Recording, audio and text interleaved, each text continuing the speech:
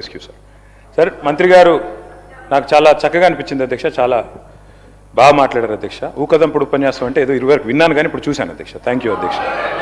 అధ్యక్ష మంత్రి గారు అధ్యక్ష మాకు మిత్రుడు అధ్యక్ష. మాకు ఆ రోజు వారు ఇక్కడున్నారు, మేము అక్కడున్నాం. రోల్ రివర్సల్ అయింది. మీరు అక్కడున్నారు, మేము ఇక్కడున్నాం. That's normal in life. మా బట్టి అన్న కానీ మా శ్రీధర్ అన్న అంటే నాకు వ్యక్తిగతంగా అభిమానం అధ్యక్ష. కాకపోతే వారు చాలా ఆవేశంగా చెప్పారు అధ్యక్ష, మేము 1 కోటి మందిని కోటీశ్వరులు చేసి తీరుతాం. చేయండి, మేము అబ్జెక్ట్ చేస్తున్నామా?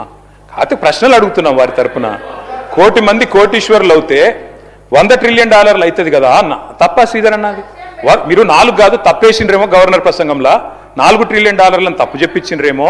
100 ట్రిలియన్లు అని చెప్పించేది ఉండే. గవర్నర్ ప్రసంగంలో ఎట్లయితే ఐటీ నెంబర్స్ తప్పైనాయో ఇది కూడా తప్పైందేమో చూసుకోండి అని చెప్పిన.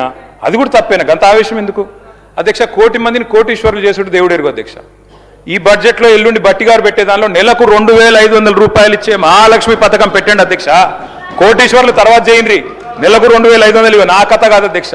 100 రోజుల్లో చేస్తామన్నారు అధ్యక్ష. 100 రోజుల్లో నెలకు 2,500 రూపాయలు ఇస్తామన్నారు. మరి దగ్గర 800 రోజులు అయిపోయింది. ఇప్పుడన్నా నిలబెట్టుకోండి అని రాష్ట్రంలోని మహిళల తరఫున అడుగుతా ఉన్నాను అధ్యక్ష. మొదటి గవర్నర్ గారి ప్రసంగంలో, తమిళిసై గారి ప్రసంగంలో ఆలో చెప్పించారు అధ్యక్ష. ఏమని? 1,00,000 కోట్లు వడ్డీ లేని రుణాలు ఇస్తాం, 1,00,000 కోట్లు ఇస్తాం వడ్డీ లేని రుణాలు అని చెప్పారు అధ్యక్ష. మరి నిన్న గవర్నర్ గారి ప్రసంగంలో వడ్డీ లేని రుణం అనేది మాయమైంది అధ్యక్ష. మరి ఆ స్కీమ్ ఏమైనా ఎత్తేస్తుండ్రా? ఉంటుందా?